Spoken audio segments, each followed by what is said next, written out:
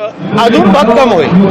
भरत गोगोले असं म्हणालेले आहेत की राणेजी एवढं सहजासहजी असे मोठे नेते झाले नाहीत, त्यांनी अनेक मर्डर केले, मारामारी केलेली आहेत, अनेक भानगडी केलेल्या आहेत आणि त्यानंतरच हे सगळं झालेलं आहे। म्हणजे एक वादग्रस्त वक्तव्य ते तुमच्याबद्दल करतायत, ते राणे साहेबांबद्दल करतायत। मी ते एक तर भाषण ऐकलेलं नाही। एक दुसरं, आदरणीय राणे साहेब हे महाराष्ट्राचे मुख्यमंत्री राहिलेले आहेत।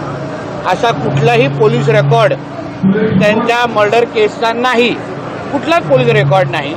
कदाचित गोगावलेजींना पूर्ण माहिती नसेल।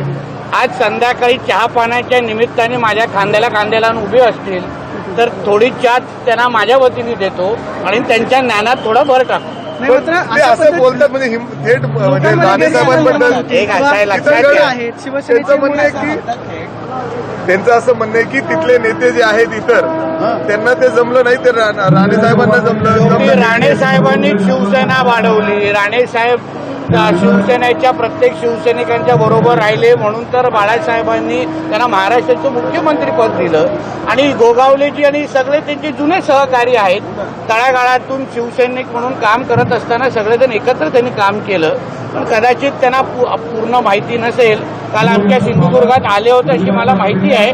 आज भेटल्यानंतर मी त्यांच्या थोडा ज्ञानाची भर टाकीन, जेणेकरून त्यांना कळेल की ते जे बोलत होते ते चुकीचे आहे।